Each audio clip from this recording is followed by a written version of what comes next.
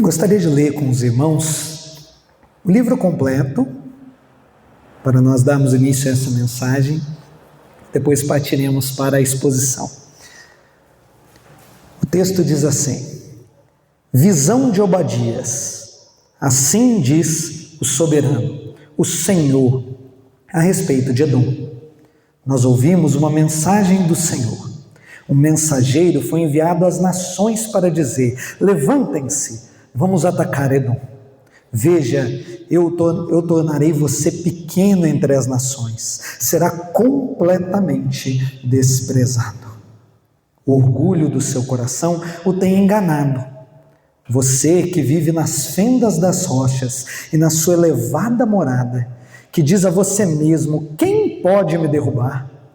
Ainda que você suba tão alto como a águia e faça o seu ninho entre as estrelas, de lá eu o derrubarei, declara o Senhor. Se ladrões o atacassem ou saqueadores no meio da noite, que calamidade o espera? Não roubariam apenas quanto achassem suficiente? Se os que colhem uvas chegassem a você, não deixariam para trás pelo menos alguns cachos? Entretanto, como Esaú foi saqueado, como foram pilhados os seus tesouros ocultos, todos os seus aliados o empurram para as fronteiras, enganam você, os seus melhores amigos o sobrepujarão. Aqueles que comem do seu pão amaram ciladas para você, mas você não entenderá. Por acaso naquele dia, declara o Senhor, não destruirei os sábios de Edom e o discernimento dos montes de Esaú? Então seus guerreiros, ó Temã, ficarão apavorados e serão eliminados todos os homens dos montes de Esaú. Por causa da violenta matança que você fez contra Jacó, o seu irmão, você será coberto de vergonha e eliminado para sempre. No dia em que você ficou por perto, quando estrangeiros roubaram os bens dele, e estranhos entraram pelas suas portas e lançaram sorte sobre Jerusalém, você fez exatamente como eles. Você não deveria ter olhado com satisfação o dia da desgraça do seu irmão. Não deveria ter se alegrado com a destruição do povo de Judá.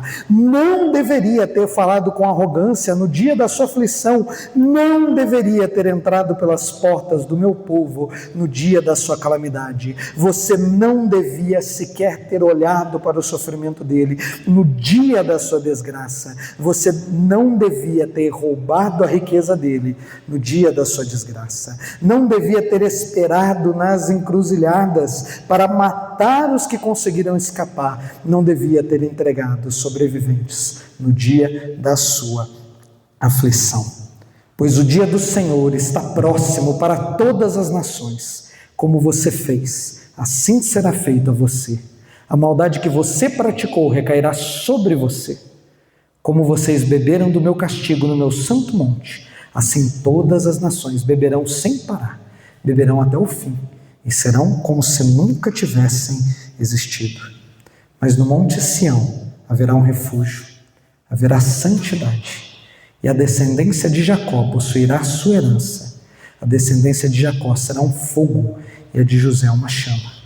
Mas a descendência de Esaú será a palha, eles a incendiarão e a consumirão. Não haverá sobreviventes da descendência de Esaú, declara o Senhor.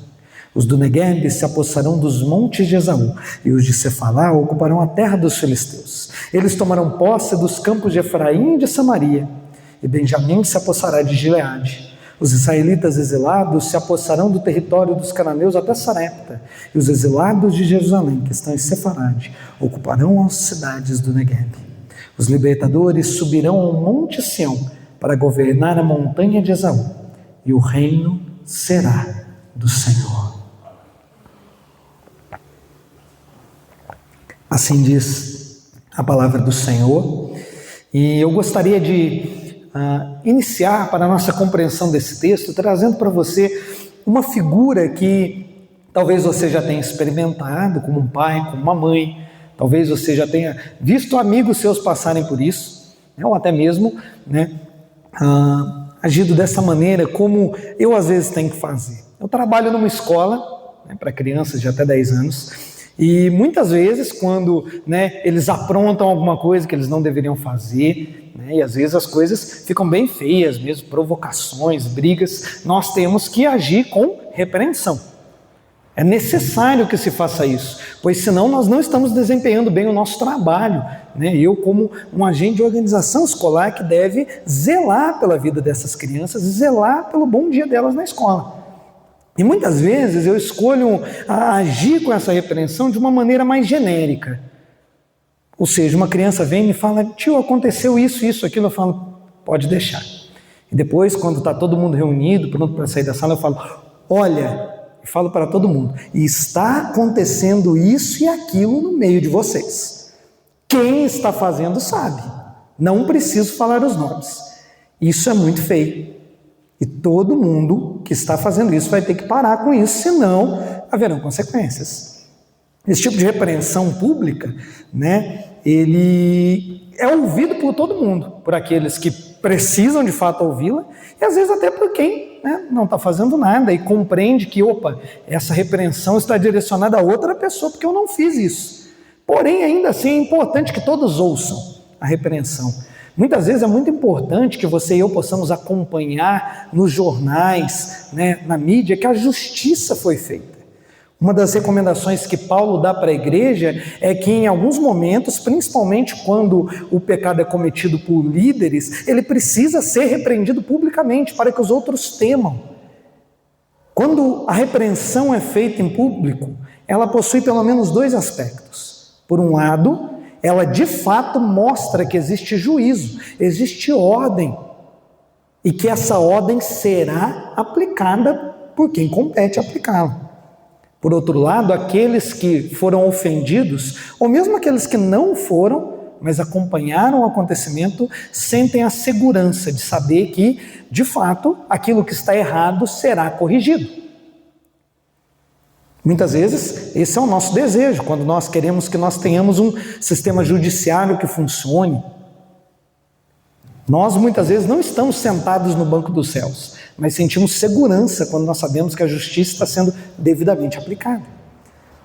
A mensagem de Obadias, ela segue esse exemplo.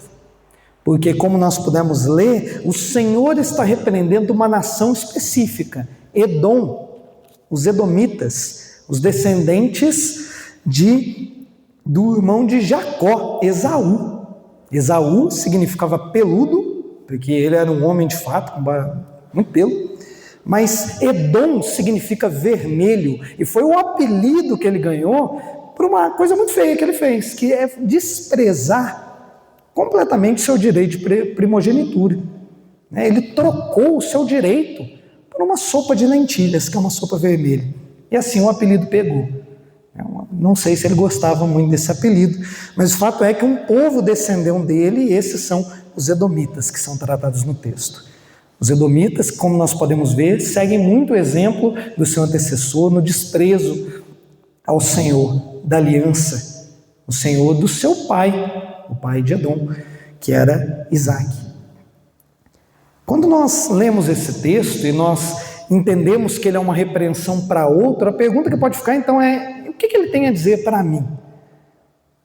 Esse texto foi pregado, dirigido a Edom, mas muito provavelmente para que Israel ouvisse. Como uma repreensão a outro povo fala com o povo da aliança de Deus? É isso que nós precisamos entender quando nós adentramos esse texto. Os versículos 1 e 2 do texto nos mostram que essa é a mensagem do Senhor, o soberano. Ele não é rei apenas de Israel e as outras nações que fiquem a Deus dará. Ele é rei de todas as nações, ele é Yahvé, o soberano, o Deus da aliança, e o seu reinado se estende sobre toda a terra. Então não há reinos que possam fugir da mão do Senhor. E este é o caso de Edom, que se coloca aqui não só como uma nação, mas como um arquétipo, um exemplo, que todas as outras nações também seguirão ao serem julgadas pelo Senhor. O tema então do livro de Obadias e o tema da nossa mensagem é esse: o julgamento de Deus sobre os reinos dos homens. E quando nós lemos o texto de Obadias, nós podemos destacar pelo menos 3 aspectos desse julgamento, que eu dividi de uma maneira bastante didática para os irmãos, começando pelo primeiro ponto: Deus julgará a nação orgulhosa. Eu peço para você que, continuando com a sua Bíblia aberta, observe o versículo 3 do texto que nós acabamos de ler. O Senhor diz o seguinte: o orgulho do seu coração o tem enganado.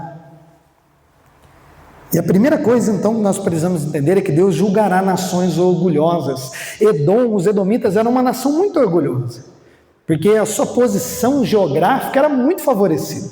Primeiro que eles habitavam em meio aos montes, em uma altura bastante elevada, cheia de rochas que os protegiam.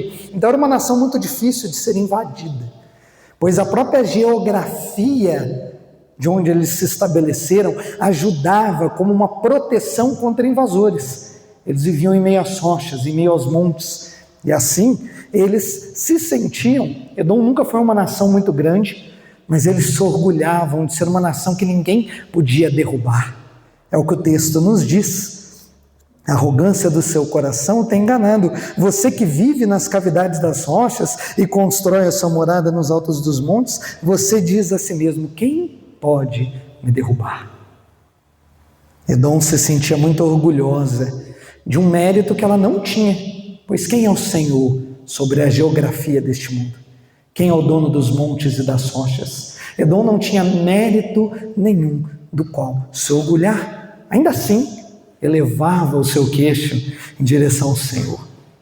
Mas o Senhor diz: ainda. E essa é uma imagem, uma metáfora muito importante para nós. Ainda que você suba como águia e faça os seus ninhos no alto das estrelas, ou seja, Edom, você pode subir até onde você quiser, de lá eu o derrubarei. Você que diz que não pode ser derrubado, será derrubado, pois o braço do Senhor alcança em qualquer lugar. Não há orgulho que possa fugir da mão do Senhor. E quando nós continuamos a ler o texto e vemos os versículos 5 até 9, nós vemos uma progressão de ideias que nos mostram que a nação de Edom de fato será completamente destruída. Não haverá nada onde ela possa se apoiar. O versículo 5 começa: olha, se ladrões o atacassem. E o profeta nesse meio deixa um lamento surgir de seus lábios: que calamidade o espera. Será que eles não iam levar apenas o suficiente? O ladrão vai roubar apenas o que ele consegue carregar? Os agricultores no campo, eles conseguem colher o campo todo? Eles acabam deixando algumas coisas para trás. E essa imagem para Israel ainda lembra aquilo que estava escrito na lei: os agricultores deixavam algo para trás para que fosse colhido pelos mais pobres, pelos órfãos e pelas viúvas. Mas Edom, no seu caso, não vai ficar nada. Toda a sua riqueza, e Edom era uma nação muito rica, pois além da sua geografia, que ajudava muito, passavam por ela pelo menos 2 rotas muito importantes para o comércio. E assim Edom acumulava riquezas, não só disso, mas também do saque a outras nações. Mas agora não há riqueza da qual você possa se orgulhar, Edom, porque você será derrubada e não vai sobrar nada. E o texto continua trabalhando ainda mais essa ideia, os seus tesouros serão pilhados, os seus aliados vão trair você, Edom. No versículo 7, os seus melhores amigos vão sobrepujá-lo. Aquele que come do seu pão vai amar ciladas para você. Todas as suas alianças militares, políticas, você vai perder. Mas Edom, talvez você queira se basear então na sua sabedoria. Mais uma vez, rotas muito importantes passavam por Edom, de forma que conhecimento de várias partes do mundo ali chegavam para Edom. Mas nem os seus sábios sobrarão, Edom. Esse é o versículo 8. E por fim, o versículo 9: os seus guerreiros, ó Temã, ficarão apavorados e serão eliminados todos os homens dos montes de Esaú. O seu poderio militar, o seu exército, totalmente desolado. Perceba como o Senhor mostra e constrói um imaginário de toda a estrutura político, social, econômica de Edom. e mostra que ele tem poder para destruir todas elas. Sua economia destruída, o seu exército poderio militar destruído, a sua sabedoria, Edom, destruída também, a sua riqueza toda foi embora. Não haverá do que se orgulhar, Edom. Você ficará. Assim o Senhor julga, e julga com justiça a nação orgulhosa. Uma imagem que está durante todo esse texto de Obadias, e que nós vamos ver se repetindo, é que o Senhor não dá um julgamento maior do que o crime. O julgamento do Senhor é perfeitamente justo. A nação que dizia, eu não posso ser derrubada, será derrubada. A nação que se acha grande, como diz o versículo 2, agora eu te faço uma nação pequena entre as demais. Você será completamente desprezado, Edom. E a palavra do Senhor é poderosa. A palavra do Senhor dita é palavra cumprida. A destruição ainda não chegou, Edom, mas Yahvé, o soberano, é quem falou. E a sua palavra tem poder, tem autoridade para fazer o seu cumprimento. Portanto, a palavra é certa, a nação orgulhosa ficará. E como nós dissemos, quando nós escutamos uma repreensão para outros, ela pode ter dois aspectos para nós. Primeiro, ela é um encorajamento muito grande. O Senhor está de olho nas nações orgulhosas, até hoje. Nações que se levantam contra Deus, nações que colocam o seu orgulho no seu poderio militar, na sua capacidade de destruição, ou até mesmo em coisas que nós julgaremos boas. Nações que colocam o seu orgulho no seu grande trabalho social, nas suas leis maravilhosas, nos seus índices de aprovação. Nada disso é motivo de orgulho diante de Deus, pois a nação que se colocar diante do Senhor e se achar maior que Ele, será julgada como nação orgulhosa, justamente será derrubada. Essa mensagem nos encoraja, pois quantas vezes as nações orgulhosas, os poderes orgulhosos da nossa vida nos oprimem e nos suprimem. O Senhor Deus está diante de todos esses poderes. E Ele se levantará acima de todos eles, mas é também uma advertência para nós. Porque nós muito bem podemos nos tornar como Edom, arrogantes, colocando a nossa confiança em tudo que não é Deus, confiando na nossa tecnologia, confiando no dinheiro que temos no bolso, confiando até mesmo nas bênçãos que recebemos de Deus mais do que Deus, confiando na nossa família, confiando em nossos filhos, confiando nos nossos relacionamentos, nos nossos cônjuges, confiando que tudo isso vai nos dar sentido e propósito para viver. Não vai. As confianças desse mundo são como gelo, que se a gente colocar na mão e apertar, ele vai derreter, vai vazar da nossa mão. São como o vento que a gente não consegue agarrar. Se nós colocarmos a nossa confiança nas coisas desse mundo, se nos orgulharmos daquilo que temos aqui, o resultado disso é certo: frustração. E se nos achegarmos diante de Deus com esse orgulho, seremos corretamente julgados por Ele. Portanto, aqui nós temos um encorajamento e advertência do Deus que julga nações orgulhosas. Mas o texto continua, e nós vemos também que Deus julgará a nação odiosa. A partir do versículo 10, o Senhor nos diz mais um motivo, mais uma acusação contra Edom. Por causa da violenta matança que você fez contra Jacó, o seu irmão. A nação edomita era irmã da nação israelita, que eram os descendentes de Jacó, que teve o seu nome mudado para Israel. Mas, no grande momento que acontece nesse texto, e Obadias é um livro difícil, porque ele, vocês viram, ele tem um começo abrupto, né? Visão de Obadias. Nós não temos exatamente qual é o momento histórico de Obadias, não sabemos quais são todas as causas, mas a mensagem de Obadias é clara para nós, independente disso. Geralmente, e eu sigo a linha daqueles que situam a mensagem de Obadias no tempo do exílio, quando Nabucodonosor e a Babilônia acabaram com a nação de Judá, levaram cativos os seus e deixaram uma mixaria do povo para trás. nesse dia, nesse momento, mas a mensagem de Obadias poderia ser aplicada em qualquer um dos momentos onde Edom foi para cima de Israel, e foram vários. Assim como o relacionamento de Jacó e Esaú nunca foi lá essas coisas, mesmo que no final da vida houve uma espécie de perdão entre eles, embora eles viveram afastados. O relacionamento entre Israel e Edom nunca foi bom. E nesse momento da destruição de Judá, onde a Babilônia pisava com força sobre o povo de Deus, um castigo que eles mereceram pelo seu orgulho e pelas suas ações odiosas, Edom não se colocou para ajudar o povo de Israel, pelo contrário, observou com requinte de crueldade, alegre por aquilo que aconteceu. E o texto ele nos dá uma progressão de ações que nos mostram como foi detestável aquilo que Edom fez. Quando nós lemos o texto a partir do versículo 12, a ideia de uma progressão de ações. Primeiro, Edom olha com satisfação, depois ele se alegra com a destruição, e depois ele fala com arrogância, até que no versículo 13 ele toma coragem de com seus pés entrar pelas portas do povo de Deus, e depois, continuando, rouba sua riqueza. E o ápice da crueldade de Edom é quando eles armam emboscadas para capturar aqueles que conseguiram escapar da destruição, e até mesmo com bastante crueldade, entregá-los para a nação que os oprimiu, a Babilônia.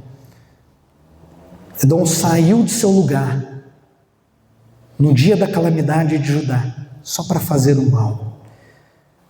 Edom é uma nação odiosa, atitudes completamente odiosas contra Deus, e Edom será julgada pelas suas atitudes odiosas.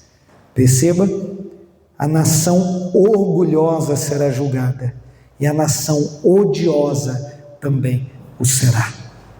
Quando nós olhamos para essas atitudes de Edom, nós, mais uma vez, não podemos deixar de ver uma séria advertência para nós. Perceba como essa sequência do pecado de Edom não é muito semelhante com a sequência do nosso pecado. Como ensinou uma vez Tiago na sua carta, o pecado ele começa do olhar. Jesus mostrou isso também no Sermão do Monte. Começa quando nós começamos a alimentar os pensamentos de fazer o mal, e nós nos deleitamos nesses pensamentos, nos deleitamos em pensar no cônjuge do próximo, nos deleitamos em pensar na maldade para o outro, em odiá-lo com os nossos pensamentos, com o nosso coração, e é isso que alimenta a ação pecaminosa. Perceba que o pensamento por si só não é o problema, é o pensamento alimentado. O pensamento que nós alimentamos, como Edom, que observou aquilo que estava acontecendo e começou a desejar pilhar Israel, desejar cometer a crueldade contra ela. Se nós não tomarmos cuidado, nós faremos o mesmo. A advertência para Edom, nós podemos ver um eco disso quando Isaías fala sobre a maldade de Judá e de Israel, lá em Isaías 59, versículos 6 e 7, ele diz o seguinte: as suas obras são más e atos de violência estão nas suas mãos, os seus pés correm para o mal, são ágeis para derramar sangue inocente, os seus pensamentos são maus, ruína e destruição marcam seus caminhos. De quem o profeta está falando? De Israel. É por isso que Israel está no exílio, porque Deus vai julgar a nação odiosa, e não só Edom foi odiosa, Israel também. Não só em Isaías 59, mas em muitos outros momentos, de muitos outros profetas, nós vemos o que aconteceu com a nação de Israel. Portanto, nós precisamos estar atentos. A advertência para Edom é uma advertência para nós também, mas também é, mais uma vez, um encorajamento, pois nós também sofremos nas mãos de nações odiosas. Assim como Israel uma vez sofreu, os hebreus sofreram nas mãos do Egito, com suas práticas odiosas.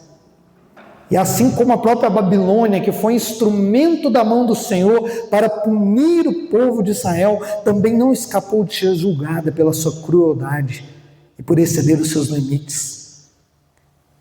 Assim como Sodoma e Gomorra. Assim como tantas outras nações pela história, nações odiosas, nações cruéis. A nossa alegria é que nós temos um Deus que julga nações cruéis. Há um teólogo muito importante do Antigo Testamento chamado Walter Brueggemann, e ele fala sobre como a mensagem profética é poderosa, não porque ela é uma mensagem social, uma mensagem de revolução das massas, ela é uma mensagem de um Deus livre. É a mensagem de um Deus que não é controlado por império nenhum, por nação nenhuma, nem o Egito, nem o próprio Israel, nem Edom, nem qualquer nação pode colocar o seu poder sobre o poder de Deus. Não importa quão odiosas sejam as suas atitudes, o Senhor está vendo cada uma delas, listando cada uma delas e a julgará corretamente, pois como diz o versículo 15, que fecha essa sessão e já inicia outra: o dia do Senhor está próximo para todas as nações. Como você fez, assim será feito a você. A maldade que você praticou recairá sobre você. E se Deus julgará a nação orgulhosa e julgará a nação odiosa, o versículo 15 não só fecha tudo que acabamos de dizer, como inicia uma nova sessão da visão de Obadias, onde nós vemos que Deus julgará todas as nações opositoras, nações que se opõem contra o reino de Deus. Elas serão corretamente julgadas, pois o Senhor fará cair sobre elas tudo que elas mesmas fizeram. E aqui a mensagem, embora ela continue olhando para Edom, já nos mostra que Edom é só um exemplo, Edom é só um arquétipo. Todas as nações dos homens que se colocam contra Deus com seu orgulho e seu ódio serão julgadas pelo Senhor. Edom é só mais uma delas. Todas as nações, diz o texto. O julgamento do Senhor vai chegar, e como nós cantamos no culto de hoje, a mensagem, um dos assuntos que volta a todo momento a falar em Obadias é o dia do Senhor. Esse dia é terrível, é o dia do julgamento do Senhor, é um dia histórico e escatológico, porque Edom de fato na história foi julgada e derrubada. Onde está Edom hoje? Você consegue apontar no seu mapa onde a nação de Edom está? Pois ela já não existe. A condenação do Senhor foi certa e o dia do Senhor chegou sobre Edom. Mas o dia do Senhor chegará também quando o Senhor Jesus retornar dos ares para julgar os vivos e os mortos. Naquele dia Edom estará diante de Deus e será mais uma vez completamente e finalmente completamente julgada. Pois o julgamento do Senhor aqui na terra, o julgamento que ele derramou sobre o Egito, o julgamento que ele derramou sobre Israel no exílio, o julgamento que ele derramou sobre Sodoma e Gomorra e sobre Edom, são julgamentos parciais. O dia da ira do Senhor chegará sobre essas nações, e será um dia terrível para elas. Mas mais uma vez, perceba como esperança e condenação se misturam. Cheiro de vida para uns e cheiro de morte para outros. Pois o mesmo dia do Senhor, que é um dia terrível de condenação, conforme nós vemos o texto, como vocês beberam do meu castigo no meu santo monte, todas as nações vão beber sem parar, elas vão beber até o fim. Quando nós chegamos no versículo 17, ele diz: mas no monte Sião, que é o monte de Israel, o monte do povo de Deus, o monte daqueles que se refugiam nas asas do Senhor, haverá um refúgio, haverá santidade. A descendência de Jacó vai possuir a sua herança, a descendência dele será uma chama, a descendência de José, representando todo Israel. Haverá libertação no dia do Senhor para aqueles que sofreram. Haverá julgamento para as nações orgulhosas, odiosas e opositoras, mas haverá libertação para aqueles que se refugiam nas mãos do Senhor. O texto termina, e é um texto bastante difícil também no hebraico e para nós, porque todas essas referências que nós temos, né, geográficas dos versículos 19, 20, 21, nós não conhecemos nenhum desses lugares, não sabemos quem são os do Negueb, não sabemos quem são, né, os de Samaria, os de Gileade, os de Sarepta, não sabemos onde estão esses lugares, é difícil imaginar o que está acontecendo. Mas nós podemos resumir, todas essas movimentações, elas representam o reino do Senhor, atingindo o seu propósito, tendo domínio novamente, a promessa do Senhor se cumprindo, a nação de Israel possuindo a terra, a sua herança, aquilo que é deles, não por direito, pois eles não merecem, mas pela graça e pela misericórdia do Senhor, que os faz seu povo. A terra que será entregue aos verdadeiros israelitas, que, como nós aprendemos pela revelação geral de Deus, tanto no Antigo quanto no Novo Testamento, não são apenas um reino de sangue, mas é um reino daqueles que confiam plenamente no Senhor e têm a fé de Abraão, pois a nação de Israel não é simplesmente a nação que é filha de Abraão pelo sangue, assim como a nação de Edom era filha de Edom pelo sangue, não.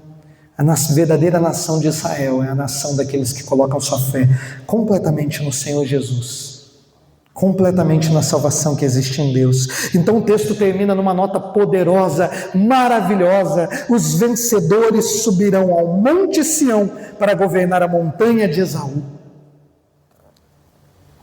Os salvadores julgarão a montanha de Esaú.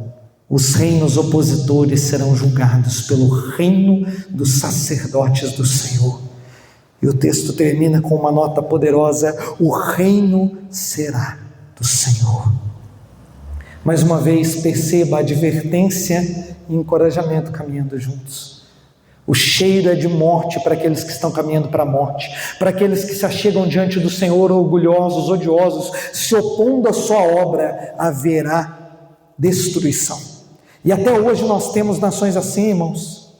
No Brasil nós pouco vemos isso, mas basta olhar para a lista mundial da perseguição, para a Coreia do Norte, para tantos países que se opõem não apenas com palavras, mas com ação, com morte, com armas de fogo contra o reino de Deus e os seus mensageiros. Quantos cristãos não estão sendo mortos enquanto nós estamos aqui agora? Ainda existem nações opositoras ao Senhor. Isso não ficou no Antigo Testamento. Aliás, é interessante nós vermos como foi a história de Edom com Israel, e o dia do Senhor para Edom não chegou agora. Depois do século V a.C., a nação dos Edomitas foi expulsa de onde eles estavam, e eles se estabeleceram em outro lugar e foram chamados de idumeus. E na Bíblia, no Novo Testamento, nós conhecemos uma família de idumeus muito poderosa em Israel, que é a família de Herodes o Grande, que se levantou contra o ungido do Senhor, contra o Cristo que acabara de nascer, e ordenou a matança dos primogênitos, tentando matar o rei que vinha. A oposição continuou. E os filhos de Herodes continuaram. Um deles mandou decapitar João Batista, outro rejeitou as palavras de Paulo lá no livro de Atos. Mas quando Jerusalém caiu, foi invadida, toda essa estrutura de idumeus que estava mesclada com o povo de Israel nessa época caiu também. E a partir daí nós não sabemos mais quem são aqueles de Esaú. A nação de Edom acabou. Mas a oposição à igreja continuou, seja com os romanos, seja com todas as nações que vieram contra o reino de Deus. O nosso encorajamento é que Deus está ciente disso, e que o dia do Senhor chegará sobre todas essas nações, sobre todos aqueles que se levantam contra Deus, contra o seu ungido e contra o seu povo. Essa mensagem nos encoraja, mas também nos traz uma advertência muito grande, porque todos nós compareceremos diante do tribunal de Deus.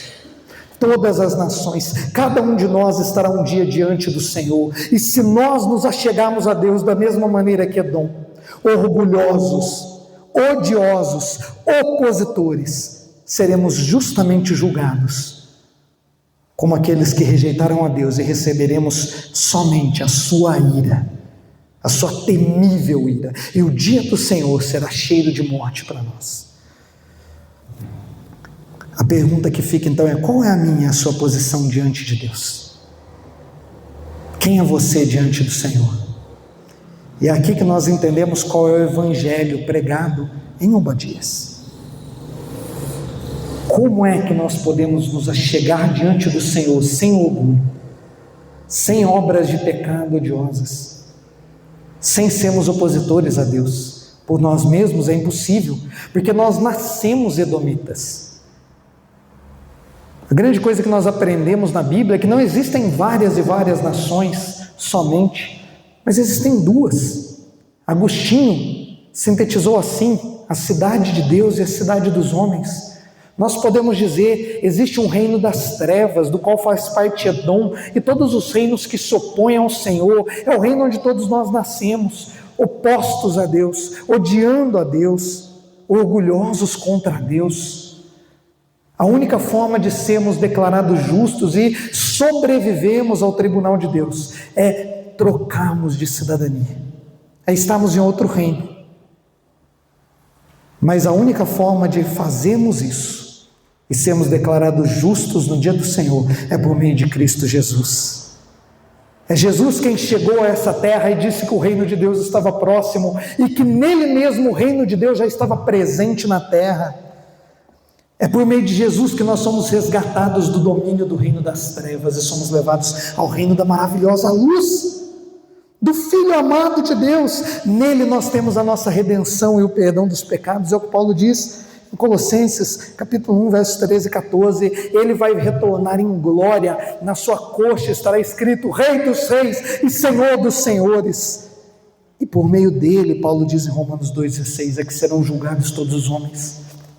Se a nossa confiança estiver no Cordeiro de Deus, que tira o pecado do mundo, se a nossa fé estiver depositada completamente nele, e não nas nossas obras, porque nossas obras são isso, são orgulho, são ódio, são oposição. Mas se cremos no Senhor Jesus e depositarmos toda a nossa esperança, não no reino de Edom, mas no reino de Israel, o verdadeiro reino de Israel, o verdadeiro rei de Israel, não no monte Seir, que é o monte de Edom, mas no monte Sião, a habitação do Senhor, então nós seremos salvos. Apocalipse 5, 9 e 10 nos mostra o cântico entoado pelos anciãos e pelas figuras viventes, e eles dizem: Tu, ao Cordeiro de Deus, és digno de receber o livro e abrir os seus selos, pois foste morto e com o teu sangue compraste para Deus gente de toda tribo, língua, povo e nação. Sejam edomitas, israelitas, brasileiros, europeus, seja o que for, povos de toda tribo, língua, povo e nação, tu, o Cordeiro de Deus, os constituíste reino e sacerdotes para o nosso Deus, e eles reinarão sobre a terra. O dia do Senhor está chegando. E isso não é só uma plaquinha que um mendigo escreve lá num filme que a gente vê. Não é só uma notícia para assustar ninguém, não. É a maior das notícias. É o próprio Evangelho. O Senhor Jesus voltará. E se essa notícia não faz tremer o meu e o seu coração, alguma coisa está errada. Porque essa notícia é de fato, como Paulo diz sobre o Evangelho, cheiro de vida para os que estão vivendo. É o anúncio de um dia glorioso. Você e eu ouvimos do dia do Senhor, como salvos no Senhor, nós podemos pular, cantar, glorificar e gritar para este mundo que as esperanças deles são vãs. Não importa quem vai vencer as eleições no final do ano, não importa se amanhã minha saúde estará boa ou ruim, não importa se amanhã o dinheiro da minha conta estará alto ou baixo, não importam os orgulhos que essa terra tem para oferecer, sejam cargos, sejam poderes, sejam maravilhas, nada do reino dos homens se compara ao reino da maravilhosa luz de Jesus. E essa notícia é alegre para nós, mas para aqueles que estão perecendo é cheiro de morte. Para aqueles que são orgulhosos, odiosos, para aqueles que se opõem a Deus, essa é a terrível notícia do dia em que Deus de fato virá e julgará com poder todos aqueles que continuaram no reino dos homens. Esse é o Evangelho em Obadias. O dia do Senhor está próximo para todas as nações. E nesse dia, e para sempre, o reino será do Senhor. Que essa mensagem possa ser para nós uma esperança que muda a nossa vida. Ela não ficou no passado, não está apenas para Israel no Antigo Testamento, mas ela é dita para mim e para você hoje, de maneira que o Evangelho, o Espírito Santo transforma o nosso coração e mude a forma de nós vivemos lá fora. Mude a forma como nós encaramos os reinos e as promessas desse mundo. Nós já não estamos mais no reino orgulhoso, odioso e opositor dos homens, quando nós confiamos em Cristo. Mas nós temos a esperança do reino de justiça, paz e alegria no Espírito Santo. É o que diz Romanos 14, 17. Fica mais uma vez a pergunta: quem somos nós diante do trono de Deus? Qual é a nossa cidadania? De qual reino somos cidadãos? Que possamos receber o convite gracioso de Jesus para, crendo na sua obra e no seu sacrifício, nascermos novamente com uma nova cidadania no reino dos céus, no reino do Filho amado de Deus, Jesus Cristo.